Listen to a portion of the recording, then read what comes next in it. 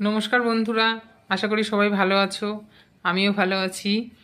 আমার নতুন ইউটিউব চ্যানেলে সবাইকে স্বাগত। আজ আমি আপনাদের বলবো ছোট বাচ্চাদের 0 থেকে 5 মাস পর্যন্ত, 0 থেকে 5 বছর পর্যন্ত বাচ্চাদের কিভাবে চোখের যত্ন নেবেন সে সম্পর্কে।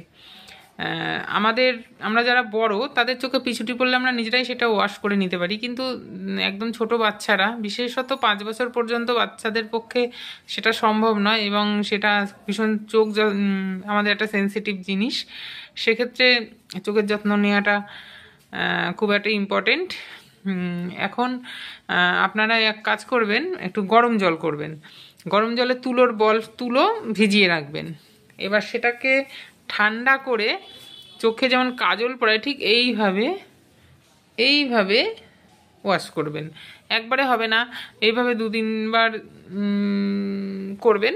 তাহলে দেখবেন চোখের যে পিচুটি সেটা উঠে গেছে, পরিষ্কার হয়ে গেছে, এবং চোখটা হালকা যে উষ্ণ গরম দেওয়াতে সেটাতে ভাপ পড়বে, মানে সেটাতে চোখের একটা আরামও লাগবে।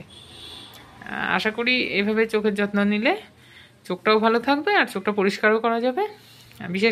বিশেষত এই শীতকালে এই সমস্যাটা হয়। আশা করি রেমেডিটা আপনাদের কাজে লাগবে। নমস্কার।